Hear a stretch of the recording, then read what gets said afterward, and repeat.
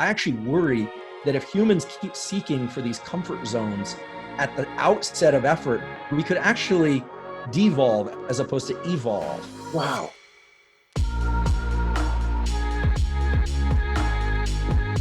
Growth mindset at its core is about deriving dopamine release from the effort and strain process. I think we're conditioned as young people that the dopamine only comes when we hit the home run, when we bring home the A. That's when mom and dad are proud of us. That's when we got the dopamine hit.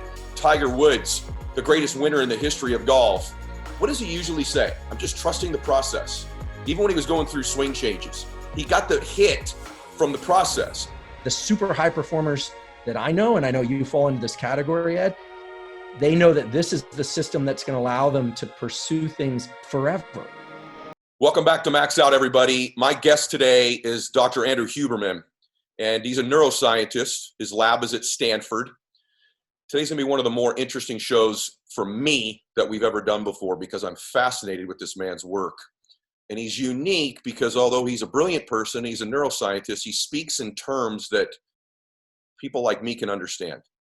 And so he's got a very unique ability to understand information and articulate it in a very understandable and digestible fashion. His lab, and Andrew, you can correct me if I say this wrong, but his lab mainly studies two things, which is really vision, literally vision, the workings of the retina, and then secondly, really different states of mind. And is that about accurate, Andrew, would you say? That's exactly accurate. Okay, good. And so today we're going to stay on the latter. We're going to talk today predominantly about states of mind, growth states, peak performance states. And so I'm really honored to welcome Dr. Andrew Huberman to the show today. Welcome to Max Out, brother. Thanks. So great to be here. It's an honor and a privilege to be here. So looking forward to our discussion. I am as well. And we could go so many different places, and we will. If you're in your car listening to this or on the treadmill, it's one of these you're going to listen to twice, or go over to YouTube and watch it, or vice versa, because there's going to be so many nuggets in here. Let's start out the concept of, first off, what's a neuroscientist do and what do they study, just for the edification of our audience? Sure. Well, it's a great question. You know, that the term neuroscientist only really emerged in the last 10 years or so.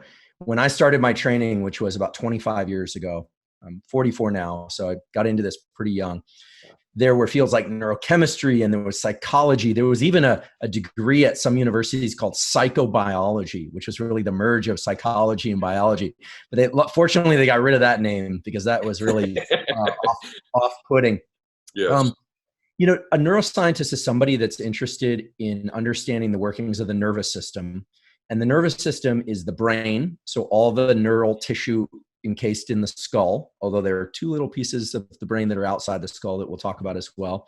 The spinal cord, which is the other part of the central nervous system, and then what we call the peripheral nervous system. So all the connections between the brain and spinal cord with the organs of the body and from the organs of the body back again. So a neuroscientist wants to understand how the nervous system works, what it does, and that really encompasses everything. So memory, experience, perception, states of mind like fear or stress or sleep or awe. Every organ in your body is governed by the nervous system. Your digestion is controlled by the nervous system. Your heartbeat is controlled by the nervous system. Your immune system is controlled by the nervous system.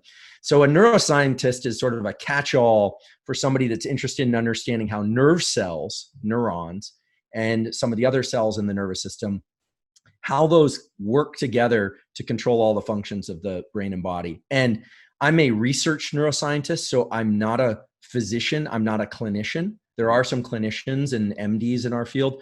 So what I always say is I'm not a medical doctor. I don't prescribe anything. I'm a research professor. I profess lots of things. And my daily life consists of taking the nervous systems mainly of mice, because that's a traditional research model where we can do really invasive things like lesion brain areas, activate brain areas at will, and humans. My lab works on mice and humans to try and understand what are the physical structures in the brain, what brain areas, which cells, which molecules, how do they connect? How does that lead to behavior and states of mind, et cetera? And we also want to understand how that actually impacts like what everyday people would think of as depression or happiness or motivation or drive. And so my life is typical for a neuroscientist in the sense that we do experiments on humans and mice. It's unusual for a neuroscientist in the sense that my lab does work on a lot of things. And I also, we can talk about this, we don't just do experiments in my lab. Right now, for instance, we have a study going on with 125 human subjects that are out in the world wearing devices where we're monitoring their brain and body 24 hours a day. We're monitoring their body position 24 hours a day. And we are collecting data, neural data on them. So we do experiments in the lab and outside the lab. It's a long answer, but you know, the neuroscientist upstairs from me, he studies gut-brain interactions. 2 doors down from me studies neuroplasticity. 2 doors down from that, there's a woman studying navigation systems in the brain, kind of GPS systems in the brain. Mm-hmm. So you walk around my department or another neuroscience department, any other major place in the country or around the world, and people are just really obsessed with trying to figure out how this nervous system thing works from a different kind of narrower perspective. So you're leading down the road I wanted to go, which I knew this would flow like this. So take this nervous system, and it's processing feelings, thoughts, sensations, meanings, these other things. And I'm sort of well known for saying, listen, it's not the events of your life that matter, it's the meaning you attach to those events. Yet, one of the things that the nervous system has sort of done is we've all sort of agreed to some consensus of what things are. So we've agreed to what certain colors are. We've agreed to certain what words mean, language. There's a general societal belief about certain things. So if that's true, but I've also heard you say your thoughts are a choice. So if it's this involuntary process that's happening where we've all sort of agreed to this and we're almost pre-programmed through a series of evolution to believe certain things, how is it also that we choose our thoughts? Great question. It's the question that neuroscientists think about. And just as a bit of a disclaimer, there's going to be a little bit abstract, but I promise to get concrete, and I'll do my best to be as succinct as possible. Succinctness is not the quality that's typically associated with academics. Right. What I will promise, however, is I'll try and use as few acronyms as possible, and I'll only name things if I think it's going to be important for people to go look up more, as opposed to just raining terminology down on people, because that's not useful. Sure. So you're absolutely right. The nervous system is responsible for sensation, perception, feelings, thoughts, actions, and memories. All of that. Memories. Okay. Let's talk about what's non-negotiable. What's non-negotiable are the sensations. I have receptors in my eye.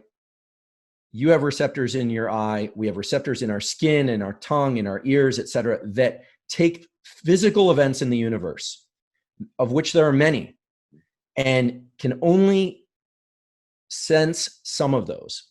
So for instance, I'm not a pit viper. I can't see in the infrared. A pit viper can. I can see in the infrared if I snap on infrared goggles, but if I don't do that, my eye can't sense those. So I can't sense magnetic fields. There are people that claim that they can sense magnetic fields. If they can, it's an unusual quality. It hasn't been shown very robustly in the lab. Turtles, on the other hand, navigate extremely long distances by virtue of magnetic fields. They are magnetosensing organisms. So the things that we can pull out of the universe and into our nervous system to work with, those are fixed entities. Now, a colorblind person, 1 in 80 males is red-green colorblind. They can't see reds the way you and I can. My dog is red-green colorblind. So there are some unusual cases, but in the absence of any technology, the sensations that we can detect are fixed. They are non-negotiable, as much as gravity is non-negotiable. We have to develop technologies to overcome them if we want to see into the infrared or see ultraviolet light, et cetera. Okay. Now, perceptions, feelings, thoughts, those are where it gets negotiable. Because, for instance, I can decide that the color of your shirt has meaning to me, like we're both wearing a black shirt, and therefore we must have met in a previous lifetime, and pretty soon I'd start to sound like a crazy person. Because the definition of psychosis or crazy is assigning meaning to something for which there's none, right? So we have to agree as groups or groups of individuals and societally what sorts of meanings matter. And that's where it gets very subjective. You know, we place value on the fact that somebody who commits a crime before the age 18 versus after 18, we call them an adult. But developmental trajectories are from birth to death, there isn't some cliff that, biological event says this person an adult. So we could go really deep down this rabbit hole or not. But we know is that sensations are non-negotiable. What we know is that societies and the way that we function as families and couples and in the workplace, they obey certain principles or rules of engagement that on average are adaptive for a given culture. Okay. So we meet, we say hello, we agree on these cultural things that because on average they're adaptive. Whereas if we met and we decide first we were going to fight, first of all, we both know you're going to win that. We're going to physically fight. And second of all, it's just not adaptive for the evolution of cultures, most cultures. There are circumstances where that's appropriate. So what's important for us to understand is that the human brain is very, very good at all these things: sensation, perception, feeling, thought, and action. It's also very good at two other things. One is interoception, paying attention to what's going on inside me, and exteroception, paying attention to what's going on in the outside world, and balancing the weight of one or the other in order to move adaptively through life. Now, and I'll just throw this out as one more kind of conceptual thing, but I promised I would make it more concrete as opposed to abstract. When we say it's adaptive, what we mean is that this neural machinery in our heads, literally, I've opened up a lot of skulls. I've held a lot of brains in my life. I teach neuroanatomy to medical students now for 10 years. I promise you, it's just meat in there, meat and some fluid. And so the neurons of the brain take sensations, and the only thing neurons can do, the only language they can speak, is to be electrically active at certain times and in certain sequences, like the keys on a piano. And it's this amazing thing, like it still inspires wonder in me when I think about it, that you do this, I do this, and we agree on some common rules of engagement that are adaptive. And it's what led us out of caves, hunter-gatherer cultures, technologies, the car, the plane, the iPhone. It's amazing. And we are, I think the important thing to remember is that we are still in our evolution as a species. We are still trying to work out whether or not 10 hours a day with the smartphone is good or bad for us. We're still trying to figure out whether or not traveling to other planets is good or bad for us. What should we do about this COVID thing? Yeah. We're still trying to work this out. And the language that we do to work that out is neural language. Yes. And so I apologize if I made things more abstract than before, but you didn't. We just have to agree on some rules of a game, just like if we're going to play chess. Yep. We need to set up some constraints. And so those are the constraints in broad terms. How do those, so good. So no, it's perfect, because I want to move it into like where we are in culture and also performance, just what you just said. And so I know what I teach, but I don't know that I always know why it works the way it does. So this nervous system, I'd like you to speak to, maybe it makes no impact, I have an assumption that it does, previous experience in life, and does the importance of something in one's life change one's sensory acuity to it? So what I mean by that is there's this great debate right now about racial and social issues. And so I've wondered if someone has not had an experience with something, that they literally perceive sensory-wise less of it. And if they've got a history of some sort of a situation with a racial issue or a sexual abuse or something like that, that they see or feel more of it because it's important to them. And perhaps that's why there are certain things in society we can't come to a consensus on, because importance in previous experience may change the way in which we gather this information. And on the other flip side of that, is that also then true to program yourself to win? That when something is important enough to you, you begin to see, feel, and hear things that will lead you towards those particular goals that you wouldn't see if it wasn't important in terms of your sensory acuity or your nervous system picking up on it? Or are they not correlated in any way? Can you speak to both of those? Sure. Again, a great set of questions. So a moment ago, I mentioned that, we have this interoception, which is really just paying attention to what's going on internally. Like I could stop now and think about how my stomach feels or my breathing, or, really go internal, or I can be externally focused. And that's what the nervous system is doing. The nervous system has some very basic jobs. It learns things. We're born into this world, and the organization of the nervous system when we come into this world is not a completely blank slate. It's designed to learn. It's a learning machine. The brain is amazing because it's the only organ that wires up itself, which is incredible. Yeah. So it's a self-learning, self-building machine. And for the early part of life, the goal of the brain is twofold.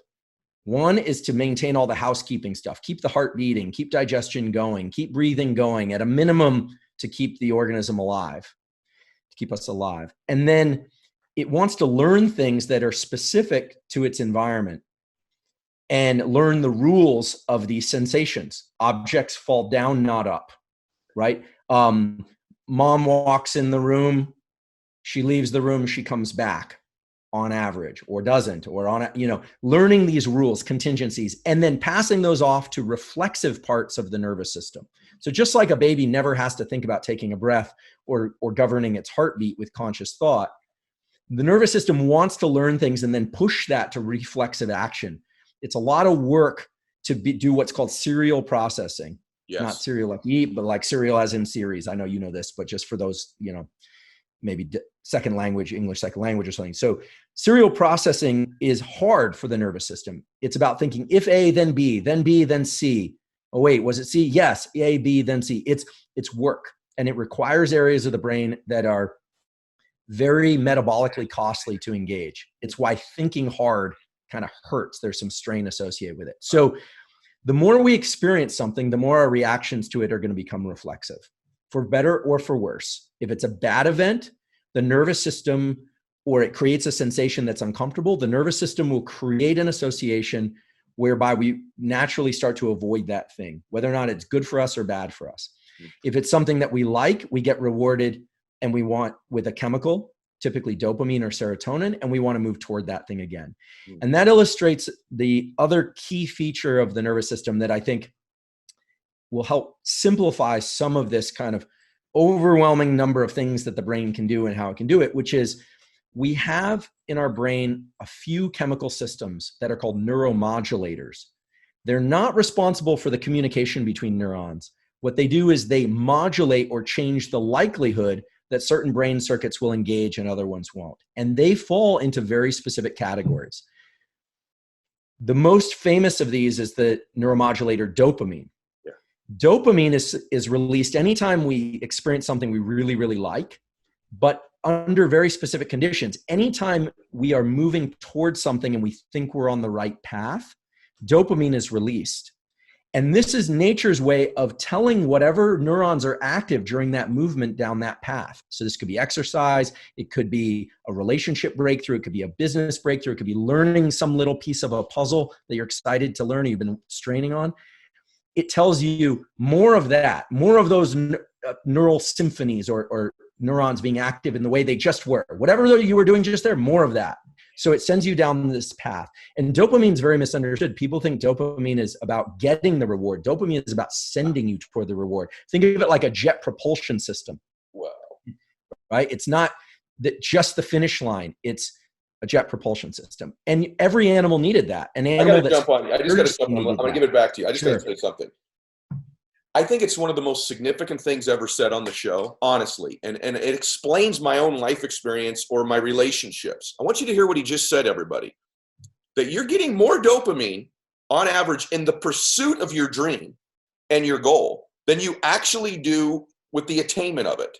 And that maybe there's a little key here to, if dopamine's sort of a happiness drug, right? If you want to call it that. Makes you feel good. Could it not possibly be true that one of the keys of happiness in life is the pursuit of something great, the pursuit of growth, and that's the key, that you don't have to achieve everything in order to give yourself the gift of happiness. I didn't mean to interrupt you. It's just, that's so freaking significant, because I think a lot of people sort of cheat themselves from just the pursuit, because they think, well, I'll only be happy when I get there. I'm not qualified. I haven't read enough. I don't know enough people. I don't have enough context. And they stand still and they're not happy. And what they're missing is the science that tells us, actually, if you just begin to pursue this and show some progress towards it, that you're going to get that happiness you're seeking that you think you will only get when you get there. Correct? Absolutely. Absolutely. And I'm so glad you bring this up, because, there's some concepts from psychology that we can start to weave into this. I can give examples from evolutionary biology. An animal that's thirsty goes out looking for water, and when it finds that first drop of clean water, dopamine is released, but maybe that's not the big lake that it needs, but that's going to tells it it's on the right path. And dopamine naturally causes neuroplasticity of whatever brain circuits were active previously. So it says, hey, whatever I did to get to this point, this milestone, not the finish line, that is something that I might want to repeat reflexively in the future. I might not want to have to work so hard to do that. Now, the cool thing about dopamine, many cool things about dopamine, and then it has a dark side.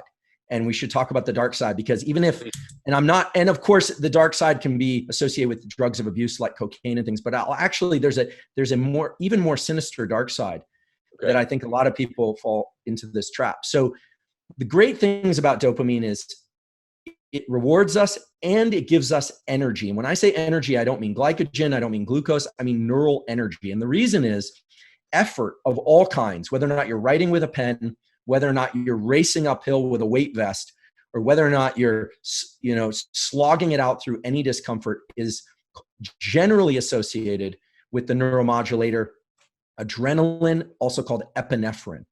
Okay, so adrenaline in the body it's called adrenaline in the body. It's released from the adrenals.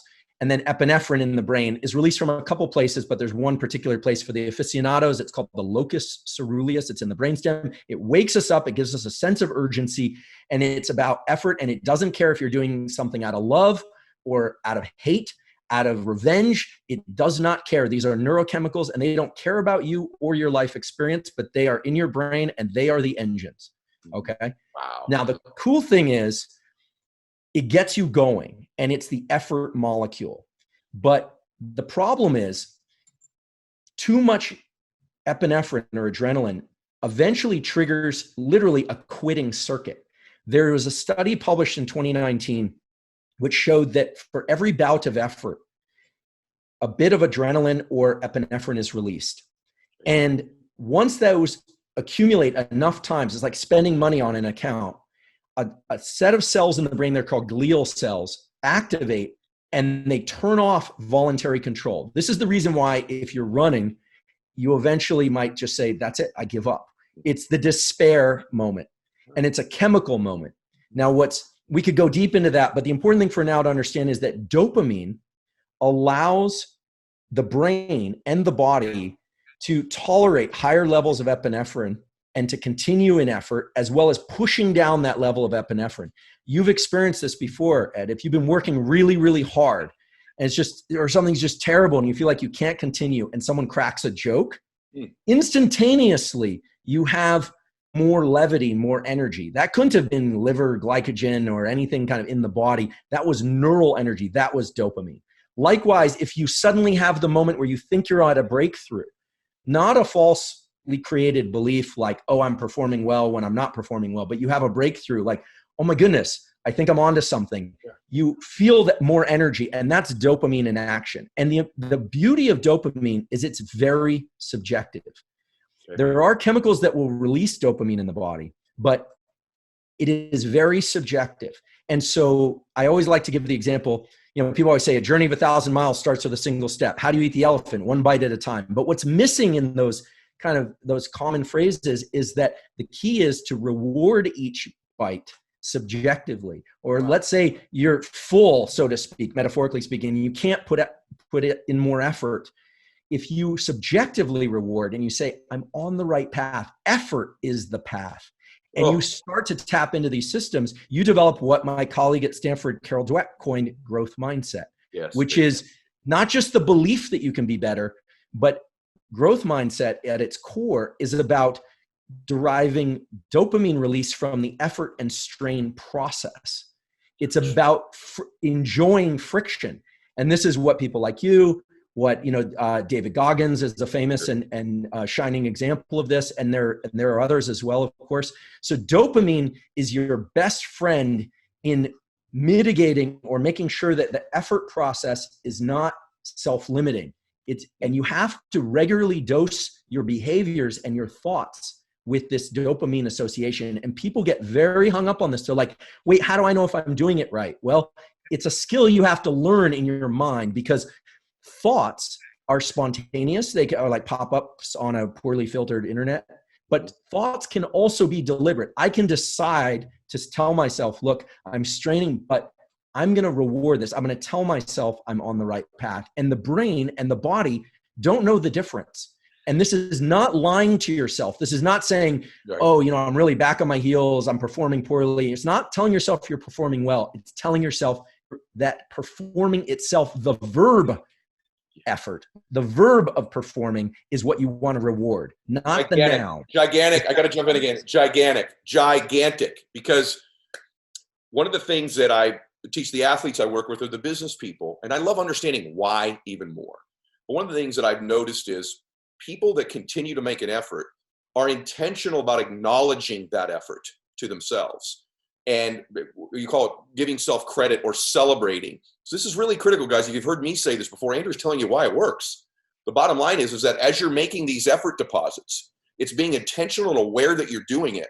Giving yourself credit for a real thing you're doing gives you this dopamine reward, and you continue to move forward. I want to go like 11 hours with you, bro. But I think I always want to pull out, like unpack, how's this application to the performance piece? And again, you athletes that are out there listening to this, that are doing this one more that I teach, when you do the one more, it's reminding yourself, I just did one more. Maybe you didn't lift more weight today. Maybe you didn't run faster. Maybe you missed 35 putts. But that effort deposit and that intentional acknowledgement of the effort reward is so critical in confidence, in happiness, in progress, as he's told you. Can I unpack another piece and ask a question about that? Please. No, and I love your synthesis of it because, yes, please. Okay. So you said something earlier, but I don't want to move past, because you hear people talk all the time about habits and rituals and, and that's like this vogue thing to talk about, right? But you said something earlier, but I want you to, if you would just explain again. One of the things I've learned from your work is this concept that you said earlier, but it was in the middle of so many gems, is that the brain would like to preserve energy, and I'll say it my way, and move to default reflexive mode. So as many things as it can process and just default to reflexive mode, rather than effort mode with critical thinking and adjustment, it will do. So your brain is constantly trying to find ways and situations and circumstances you're in to default to what you do reflexively. Okay. So would that not mean then, Andrew, that those things you do reflectively, called habits and rituals, better serve you, or you'll default continuously to the reflexive mode of drinking or laziness or the video game or Instagram? That's a reflective default mode. Some people, for stress, they encounter stress, the brain reflects to a default reflexive mode of whatever they do to cope with that stress. True? Absolutely. I think I'm not alone in the noticing that occasionally I pick up my phone and I log into an app and I didn't make the conscious decision to do it. I just do it reflexively. I might even go into a sub window within that app. And the reason is that the brain and the nervous system are constantly seeking rewards and novelty. And if we're not deliberate about how we're doing that, we will do it entirely reflexively. And that's not necessarily a bad thing. I enjoy social media. I teach neuroscience on Instagram. I enjoy doing that. And I enjoy the feedback, most of it. I'm human. Right. So, but I think the brain and nervous system wants to make things reflexive, and habits are very powerful because they set us on trajectories. Now, some people, they are uncomfortable with the fact that effort is the first gate that you have to go through in order to build this pathway that involves norepinephrine or adrenaline and epinephrine. And I sometimes people will jump on me about using norepinephrine and epinephrine interchangeably. I know they're not the same thing, but today we're just going to broadly describe them as systems in the brain and body, not get too down in the weeds. But the idea is you've got effort. You can associate that with adrenaline, epinephrine. You've got dopamine, which is your internal reward system, and it can be externally rewarded. So this is very important. There are intrinsic rewards and extrinsic rewards. There's a beautiful study that was done at Bing Nursery School at Stanford.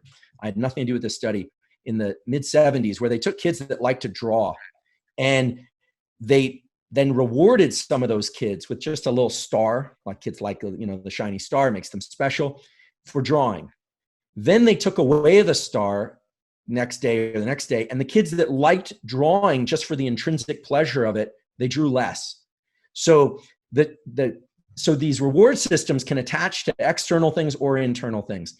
I have a good buddy He's friends and co-founders of this company Made For that you talked to Blake Mycoskie about. His name is Pat Dossey. He's a former Navy SEAL. And he and I were giving a talk once to a bunch of people, and we were talking about reward processes in the brain and how SEALs do it and what neuroscience thinks. And someone asked us a really good question. They said, how do I continue to tap into this dopamine system?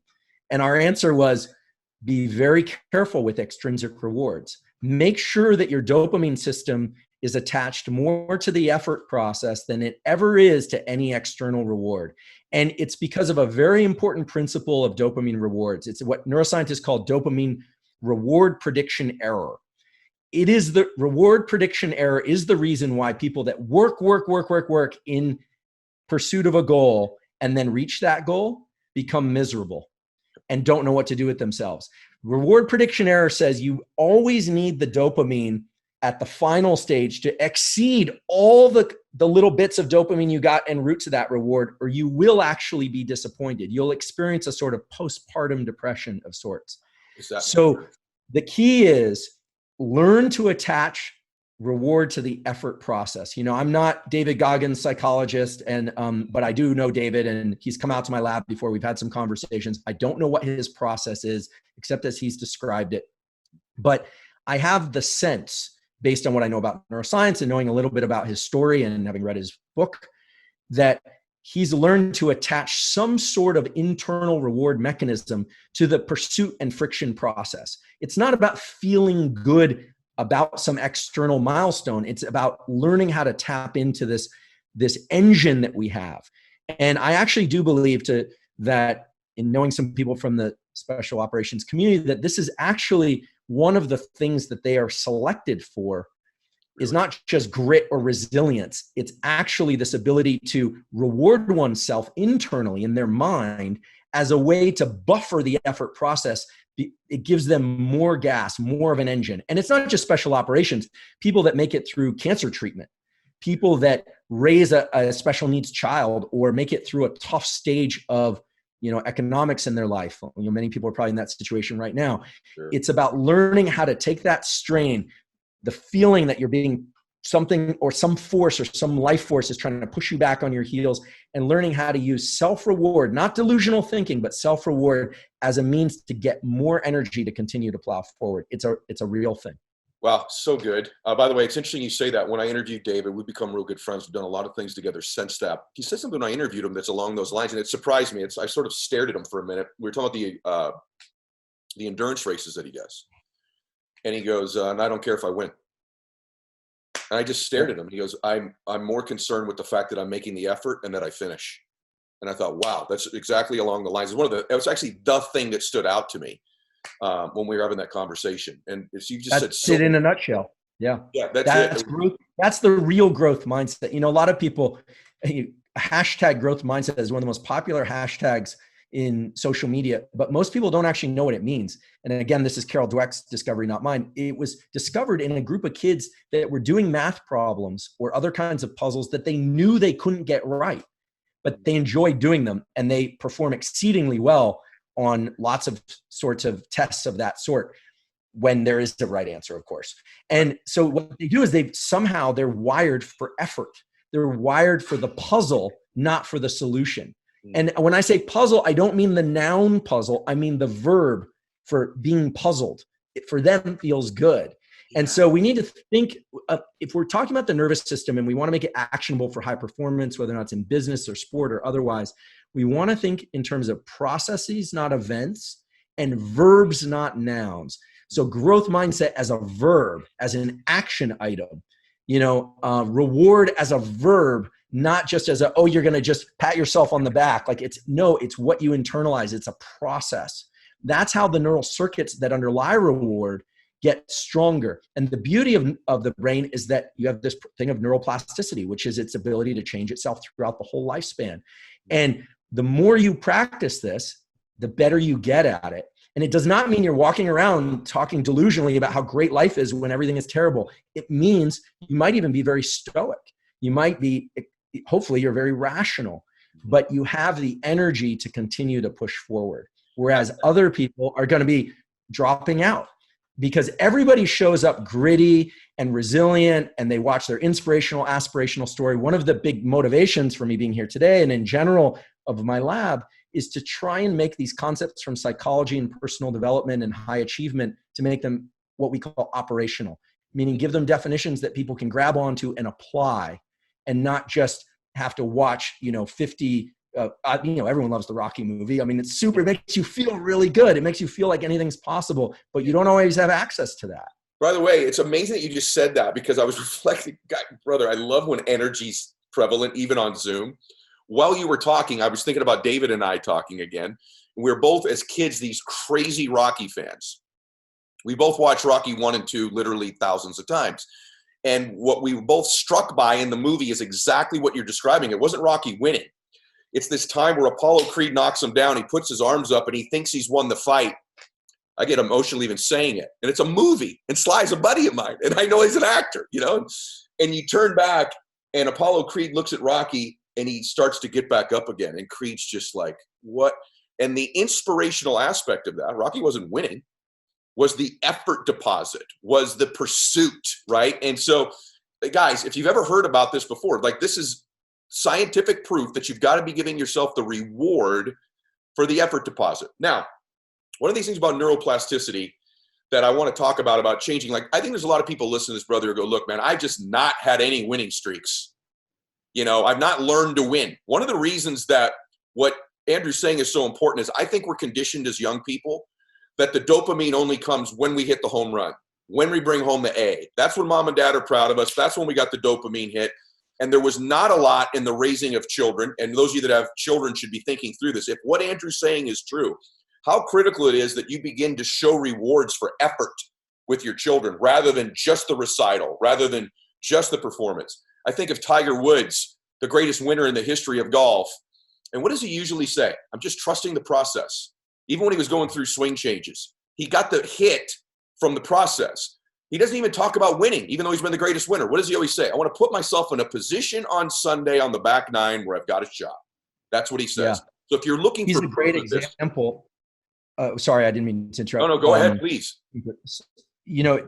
Tiger was at Stanford, right? I think it's interesting. We used to, because I grew up in this area, I used to go watch him drive. And I'm not a golf player, but it's super impressive. What's interesting, and I think we could validate this. I don't want to put out things that aren't true, but what I heard was that, there was discussion about him collecting an honorary degree, and he actually declined it. I heard this too. Yes. And that's really interesting. It speaks exactly to what you're saying. So the reward process, again, I know I said this earlier, but the reward process is critical. We need to reward our efforts, but we need to make sure that our internal rewards, the ones that are milestones and put us on our path, the ones that are associated with effort, are greater than the external rewards that we ever give ourselves.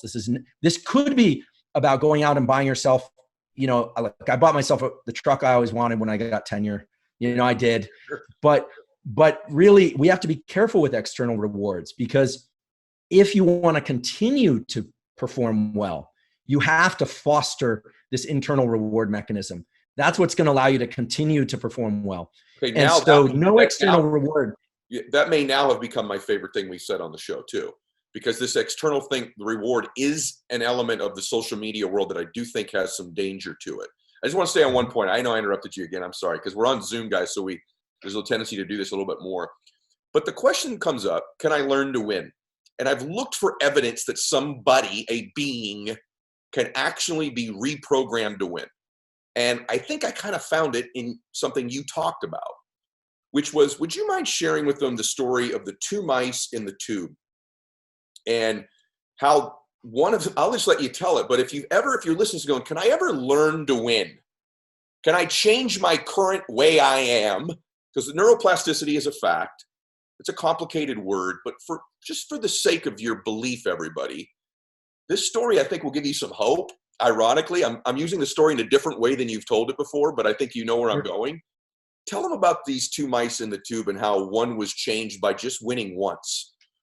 Yeah, so there's a classic experiment in behavioral biology called the tube test, where you take two mice, you put them in a tube, and they try and push each other out. They fight for that tube. And one mouse inevitably pushes out the other mouse. The one that stays in the tube is the winner. The one that got pushed out is called the loser.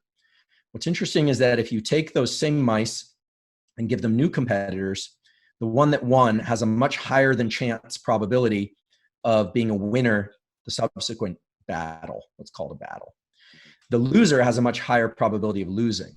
Now that's the first experiment. And you go, okay, well, winners become winners, losers become losers. But it's actually far more interesting than that. Because if you take the loser and you put him against even a known winner and you push the loser from behind, the loser becomes the winner and the winner becomes the loser. And even if the effort that the loser that became the winner exerted wasn't their own, right? You've got a human pushing with a stick on this little mouse. So the important thing is the third experiment, which only arrived a few years ago. This is an experiment that was published in the journal Science. Science and Nature are our Super Bowl and NBA championships of science. Very 99% rejection rates, very stringent, thoroughly peer reviewed, not just any publications. A laboratory, not mine, unfortunately, did the experiment where they monitored the brains of these mice while they were engaging in this tube test battle. And they found that there was one brain area, it's a sub-region of the prefrontal cortex, not the whole prefrontal cortex, that's more active in the winner and less active in the loser. So much so that if you chemically or electrically activate this brain area in the loser, that loser becomes the winner. If you quiet this brain area in the winner, or an animal that's about to win, it suddenly becomes the loser. So you say, what in the world is this brain area doing to the body and to the psychology of these mice? Now, we don't know the psychology of the mice, but they did do some important controls. And it's not testosterone. Although there's a testosterone increase associated with winning, it is not testosterone in the moment. It's not cortisol. It's not any of the other normal things that you might look to. It's not muscle strength. It turns out that stimulation of this brain area that causes winning is associated with increased anxiety, effort, and adrenaline. And all it does is it converts that anxiety into more steps forward per unit time, literally just steps forward.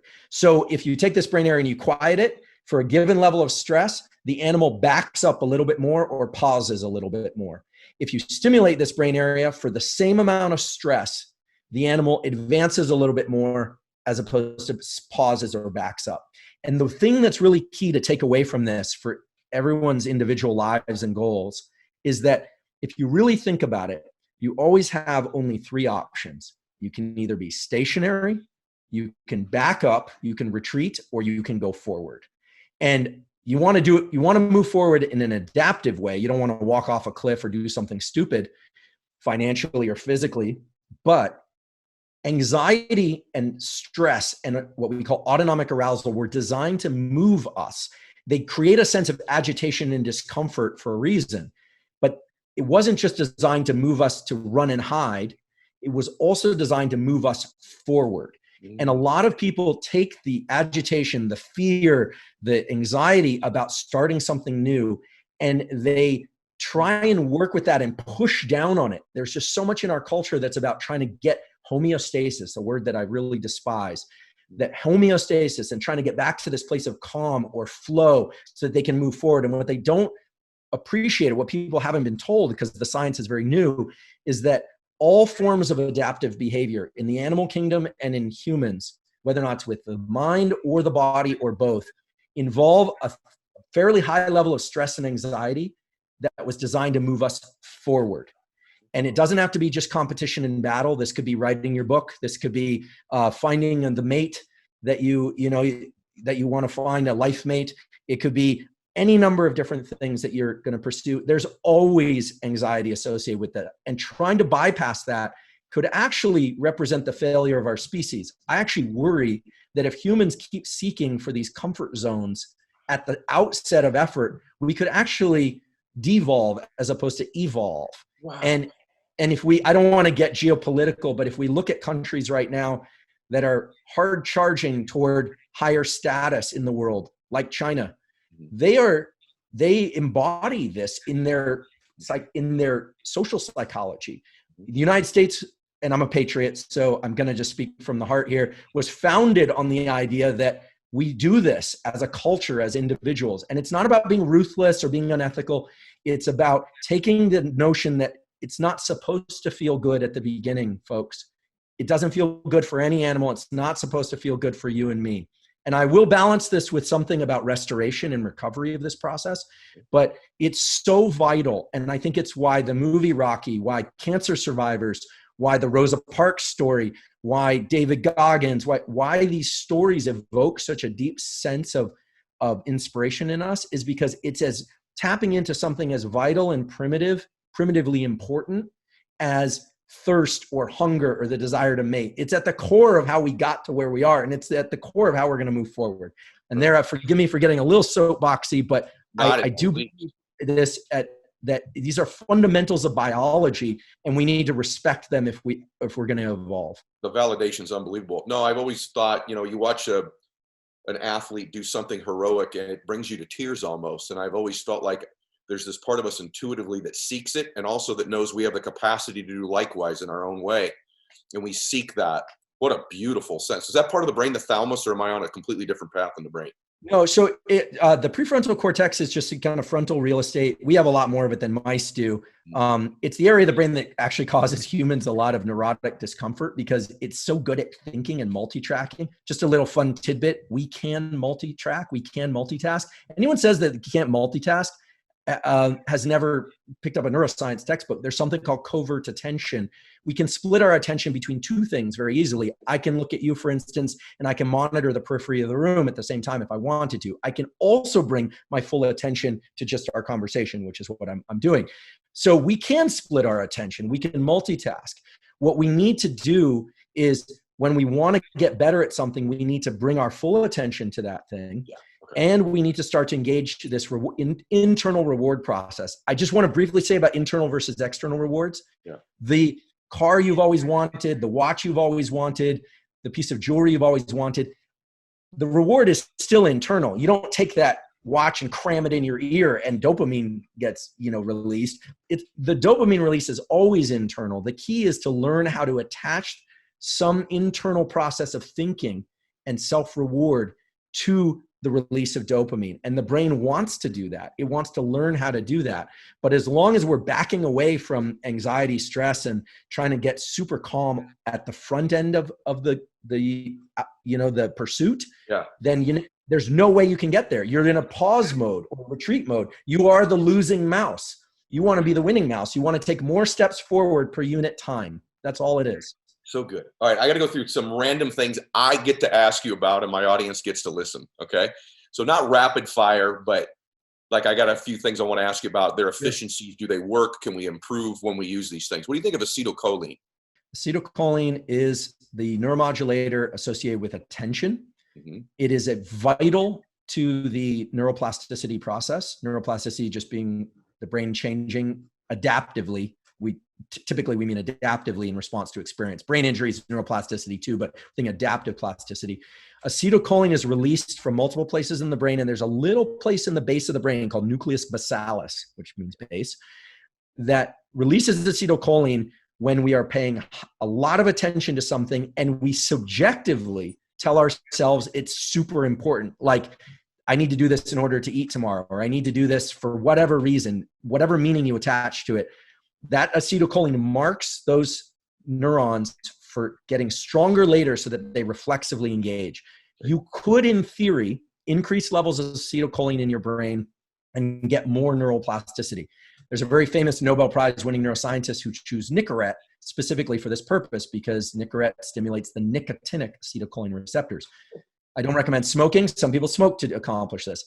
It's a double-edged sword, though, because you want to increase acetylcholine primarily through thoughts and behaviors and bringing focus. And I can explain how to do that. You actually want to bring more visual focus if you're sighted, or auditory focus if you're non-sighted, blind individual. But you want to bring more visual focus to what you're doing, which will bring more acetylcholine to the particular synapses and brain connections that you want to change.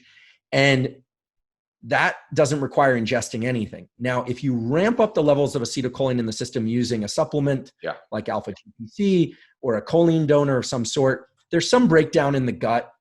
but there are increases in acetylcholine and activation of these nicotinic receptors that can enhance the plasticity process. That's a real thing.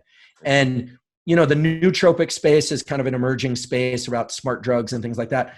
I think I always say, start with behaviors and thoughts, because those are in your power. That's where the real power is. Then nutrition. There are ways to increase acetylcholine. Typically, meat and nuts in particular can increase acetylcholine. Doesn't mean eat 3 ribeyes, because then you'll just pass out from fatigue, too much blood in your gut. But then supplementation can be a positive force in this. Then if there's a clinical need, or if it's in I'm not a doctor, so, drugs, right? There are prescription drugs that can do this, and people do that for treatment of clinical disorders, and Alzheimer's in particular, to bring more focus and memory.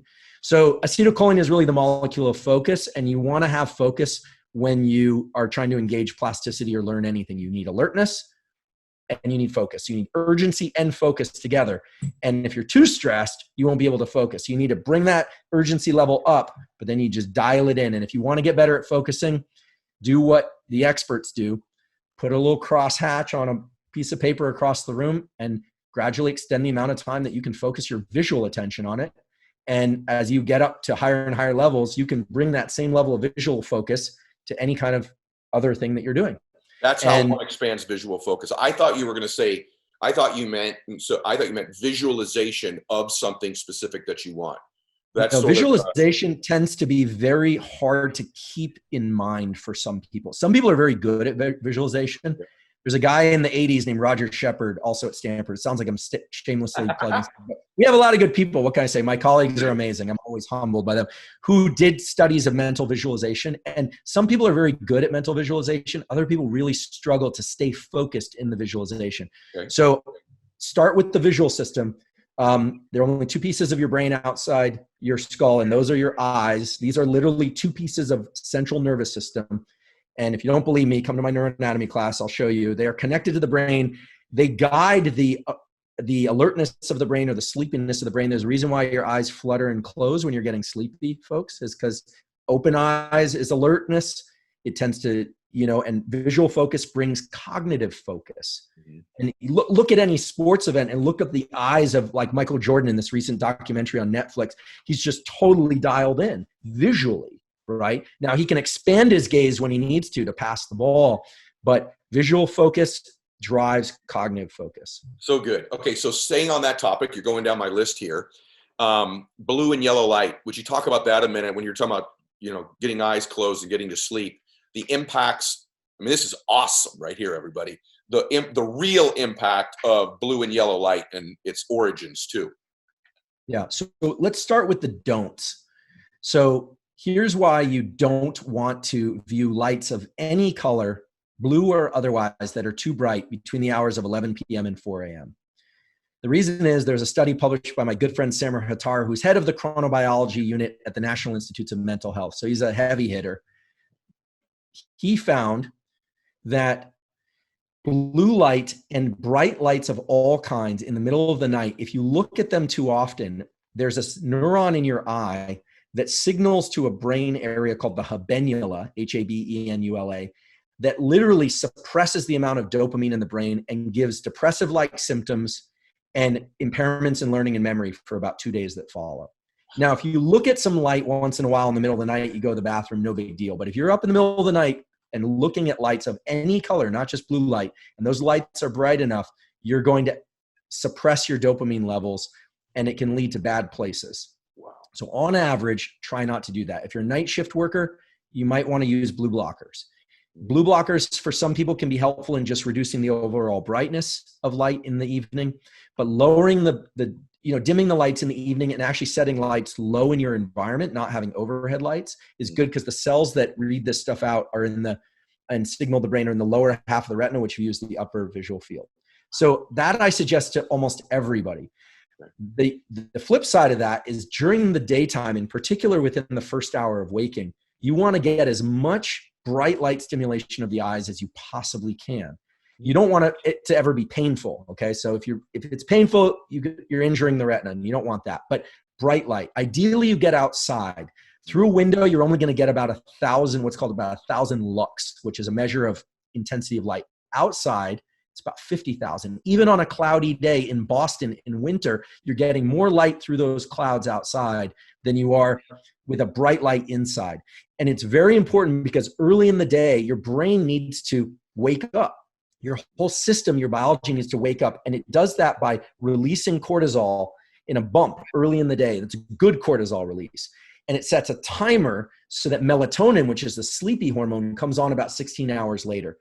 We know from a lot of studies that if you don't get that bright light during the early part of the day, you get a second cortisol bump at 9 p.m. And that second cortisol bump is very closely associated with anxiety, depression, feelings of kind of low affect later. So the things I'm talking about right now are slow. They're slow acting. They work over the course of days or weeks. And so a lot of times it's like people will stay up late watching a movie till 2 or 3 in the morning. Fine, do that. Enjoy life. Go out dancing. Now no one does that. But right, eventually, when it's safe to do it or whatever your protocol is, enjoy life. But if you're chronically getting a lot of light in the middle of the night and you're not getting a lot of bright light in your eyes early in the day, you're wearing dark sunglasses all day, or you're coming inside and you're not getting that bright light stimulation from sunlight, you're setting yourself up for low affect and mental health issues, and worse, perhaps, or at least just as bad, the habenula,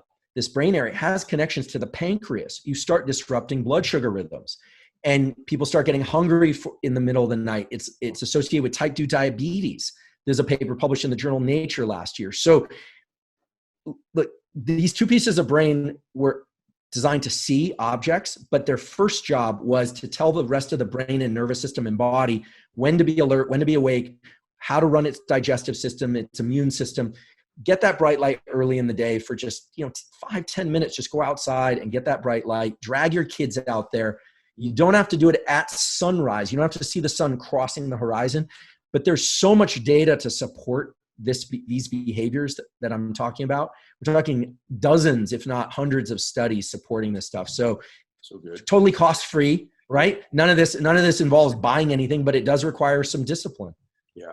I got to tell you, hello everybody. I told you, and we're going to go longer than I normally go because it's too good. So can I keep you for a few more minutes here? Because you bet.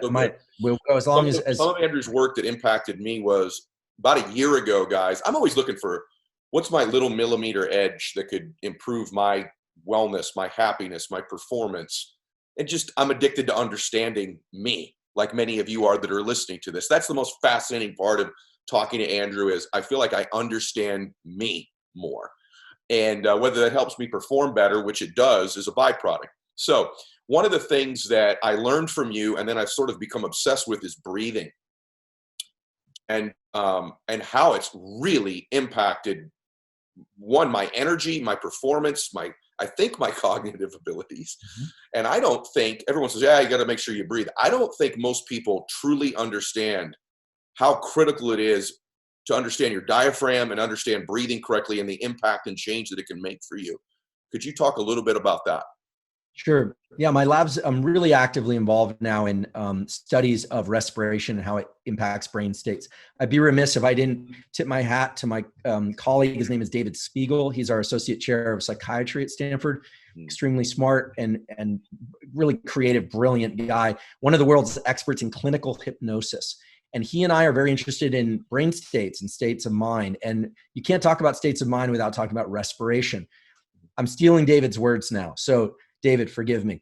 But what he said, and I know to be true, is that the neurons in the brainstem, deep in the brain that control respiration or breathing, sit right at the boundary between conscious control of the nervous system and unconscious control.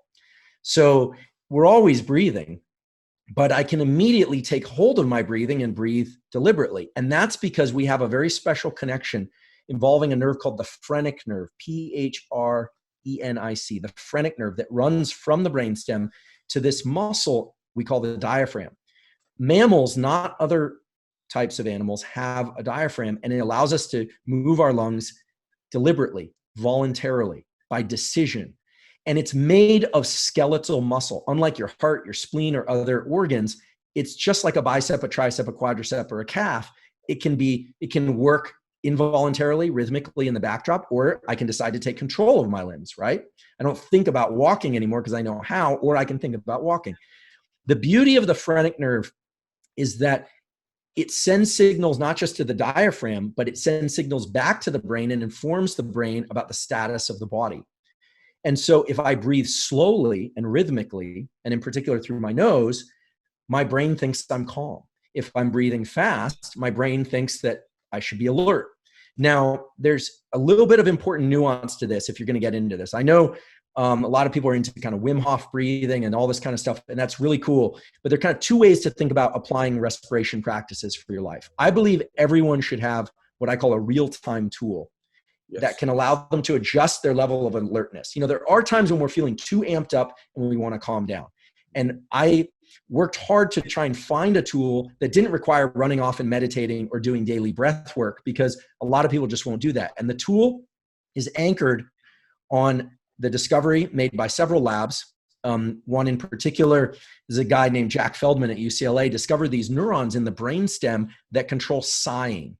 These neurons are activated anytime you inhale twice and then exhale. That's what we call a physiological or proper sigh. Your dog does this before it lays down to take a nap. You do this anytime carbon dioxide in your bloodstream gets too high. A double inhale followed by an exhale does something really special. You have all these little sacs of air in your lungs. If we were to splay out all these sacs, they would fill about a half a tennis court. That's how much surface area you have in your lungs. You have these little tiny sacs. And as you breathe throughout the day, they collapse. They get flat like a balloon. The double inhale is how you snap them open, which pulls carbon dioxide out of your bloodstream. And then when you exhale, you offload it. So put simply, if you want to calm down fast in real time, inhale twice, followed by an exhale. So it's 2 or 3 of those, sometimes even 1, is the fastest way that I'm aware of to calm down. And actually, you can do this between sets at the gym. You can do this while running. If you're feeling like you're too amped up, you can do this in a hard conversation. Kind of sneak those 2 breaths and then a long exhale. You can do it through the nose or through the mouth. The most important thing is it's double inhale followed by an exhale. So that's a real-time tool. It's not breath work. It's designed to give you a lever to control your level of stress, which is a good thing to do because you don't want stress through the roof.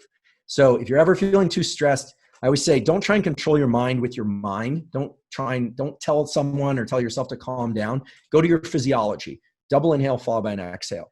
The other thing that you can do with respiration that's really powerful is if you're somebody who has anxiety or you find that you're just burning too much energy, you're finishing your days grinding or depleted, that's where what is sometimes called superoxygenation, but really should be called carbon dioxide offloading breath practice should come into play. It's very simple. You sit down, never do it near water. Don't do it you don't do it driving, but you can sit down or lie down.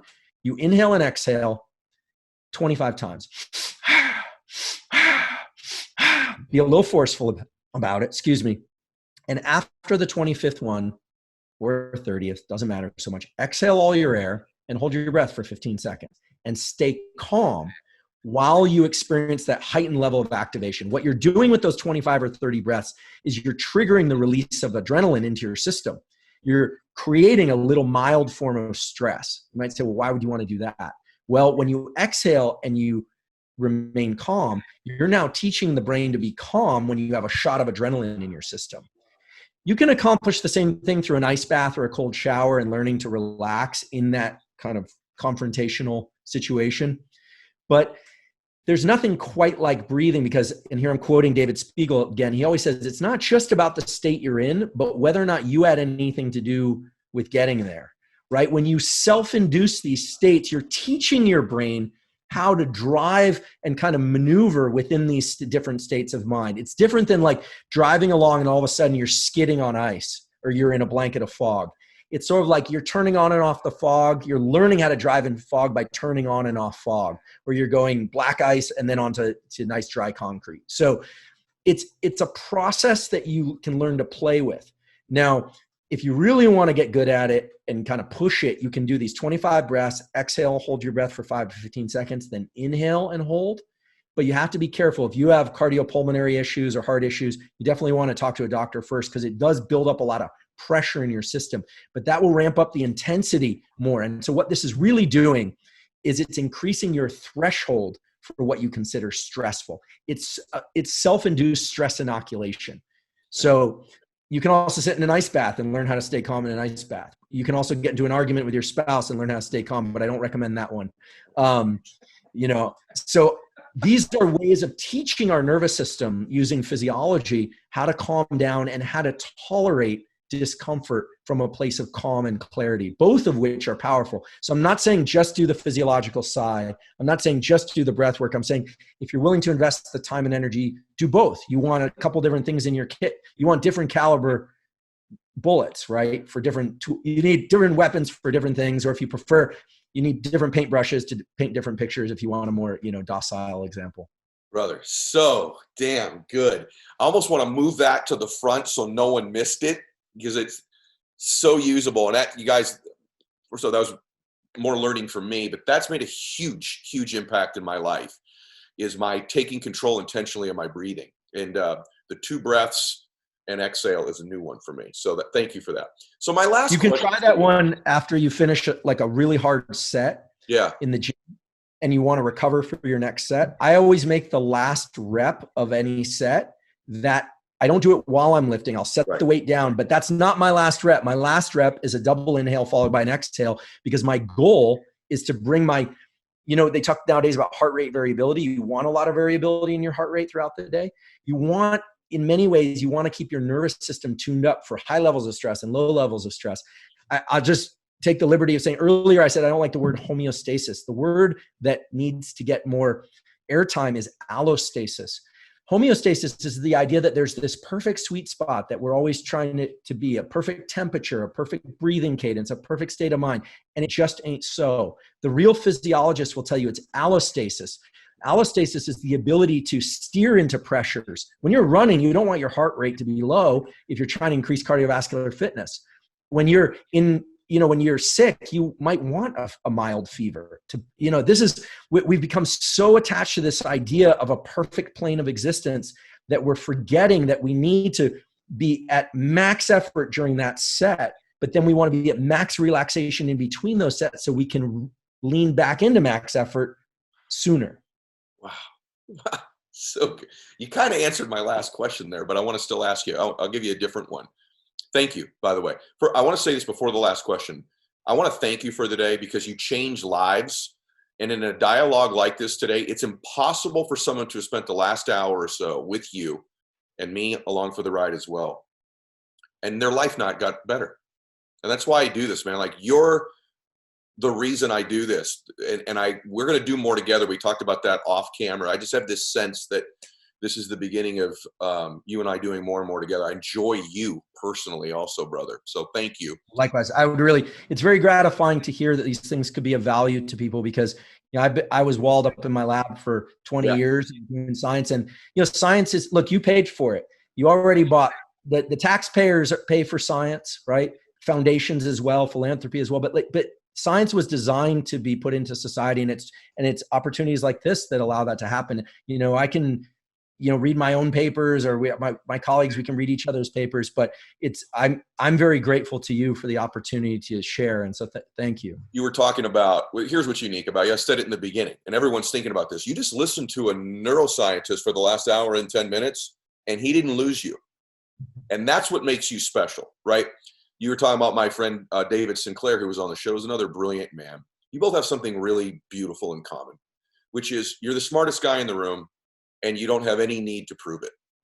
And you elevate other people by doing it. And that's just really special. It's unique and it's special, which is why there aren't thousands of guys in your profession doing what we're doing right now. Last question. It's kind of a science question, but it's more like a human question. There's a lot of people at the time they're going to see this or hear this. If it's right now, it's during COVID and high unemployment and stress in society. And I just say overall, it feels to me recently like consciousness is a little down. And then maybe someone will watch this 2 years from now and we just find them at a tough time in their life, right? And so this is really a science question. I'm probably catching you off guard, but maybe science applies. Is there a hack, a thought, a message you might have for somebody who says, like, I just like to start changing either how I feel or my conditions currently is there some recommendation, whether it be, change my physical state or something along those lines that you might add that we've not covered today? Anything? Yeah.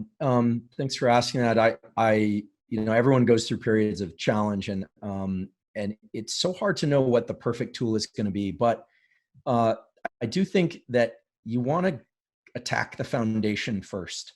You want to build the foundation first, I think, is the better way to put it. The reason you want to go at the foundation first is because it has the capacity to change everything else. And so here's what this is going to be more of a synthesis than a specific new tool. But the most important thing is to get into action and start implementing tools. The ones I talked about today, hopefully, but others as well. One of the things I really enjoy about doing work with the military and special operations community is they're very action oriented. They do the stuff. They don't always decide to stay with it. If they find it doesn't work for them, they move on to something else. They keep searching, but they're very action oriented. So we have to lead with action. And, I said, nervous system, sensation, perception, feeling, thoughts, and behaviors. That's what it does. Memory and other stuff as well. But you can't sit around waiting to feel ready or feel the perception shift. Behaviors are the way that you shift your perceptions, and the rest of it will follow. And so, because for some people that feels like a mountain and they're way down at the bottom or even down in a pit, the key is to take very small behaviors like 1 minute of sunlight or getting outside, even if there isn't sunlight, first thing in the morning. Reward that process. Tell yourself, great, I'm in control of my nervous system. We have to remind ourselves sometimes that our nervous system is under our control.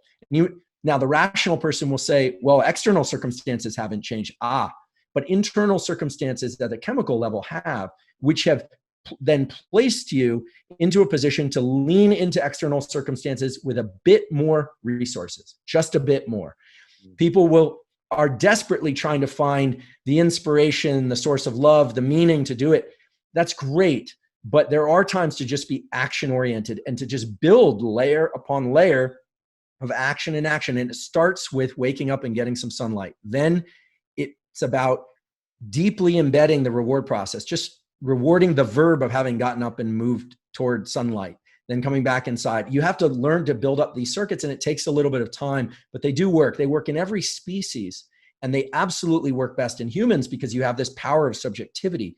You can tell yourself, even though I'm not obtaining the results I want just yet, the action steps are putting me on the right path. And so it's really a synthesis of what we've said before. The other thing that I'll just add to it is that there's no way anyone can do these things consistently without proper rest and rewards associated with the other reward system. There's the dopamine system and adrenaline and all that we talked about before, but there's also the serotonin and oxytocin system. Hard driving people that don't know how to obtain reward from things that are completely contained within the confines of their skin with no action are also going to lose out. And so this is the key thing. If you want to be able to lean into effort, you have to also tap into the reward systems that nature designed are fully contained within you. This would be gratitude. I always say gratitude is not complacency. It's not going to make you a navel gazer. It's not about saying you have enough. It's about saying something you have is of value and you are grateful for it. That allows you to then have a more positive outlook and lean into those dopamine pursuits and rewards. So gratitude, for some people, it's prayer. For some people, it's just the conscious thought of one thing, that you're breathing, that you're alive. I mean, really bring it down to a foundational level. So learn how to access that reward system too, because that was a Mother Nature built reward system that was designed to make you feel good about what you've got so that you can feel safe, so that you can continue to lean into more unsafe challenges. And so those systems are kind of like a seesaw, dopamine and serotonin. And when I see people that have been hard driving their whole life, going after things, pursuing, and they haven't built the capacity for gratitude or appreciation or relationships where you have we shouldn't just pray before a meal or say grace before a meal or thank whoever, whatever. I'm not here to instill any kind of, philosophy on people, but we should also, when we're full, we should be grateful that we're full. This is what allows us then to wake up the next day feeling more capable of leaning into effort. And it sounds subjective, it sounds psychological, The serotonin side always sounds a little softer, a little wishy-washy, but believe me, the super high performers that I know, and I know you fall into this category, Ed, they know how to work both these systems. They know that this is the system that's going to allow them to pursue things forever, their entire lifespan. And if we think it's just about dopamine, the watch, the car, the external stuff, it's a fail. And it's also a fail to just be content with what you have. We were designed to be in pursuit, but not all the time. So that's what I'll offer. I loved today, bro. I loved it, and I'm grateful. Guys, this is Dr. Andrew Huberman. Man, this is going to blow up, just so you know. So thank you, brother. Is there somewhere we can send them to find you? Yeah, well, so I teach neuroscience on Instagram at Huberman Lab, Hubermanlab. I don't do it every day, but I try and put out some tidbits about neuroscience, many of which are actionable. I sometimes announce studies there where we look at people's physiology out in the real world who are doing breathing stuff, and we actually pay you to do that. The subjects in those studies, I announce those on Instagram from time to time. We'll have more on that soon. And in general, if people want to learn more about the science, like really go down in the weeds of the papers we publish, they can look at hubermanlab.com. But really, the Instagram is where I'm updating things. And I want to say thank you for having me on today. I really enjoyed the conversation. I realized I was doing most of the talking, and so forgive me. Hopefully, we'll get the opportunity to sit down sometime and I can learn more about you and your practices and your philosophies, because I'm always eager to learn. Thank you. I wish it would be reciprocal and equal, but it won't be. So you guys also can find me on Instagram as well. And every day, follow me there and participate. When I make a post every day at 7:30 Pacific time, 10:30 Eastern, and then something commences called the 2-minute drill. You got 2 minutes. If you make a comment, I pick a winner every day. If you miss the first 2 minutes, just make a comment on my 5 posts a week every day at some point, doesn't matter what time, and comment other people's comments. I pick people to get coached by me. They meet my guests. Copy of my book, Maxout Gears. I've had people fly on the jet with me, come see me speak. It's just really cool stuff. It's called the Maxout 2-minute drill. Bottom line, comment on my post on Instagram. Okay, everybody. Andrew, thank you for today. God bless everybody. Continue to max out your life. Share the show. Hey guys, thanks for sticking around. If you'd like more, click the videos right here. They're exactly what you need to see next. And if you're new here, hit subscribe and become a part of the Maxout community. And tell me what you think about the videos in the comments below. I read all of them every week, and I select winners that get all kinds of prizes, gear, coaching calls with me. Make a comment.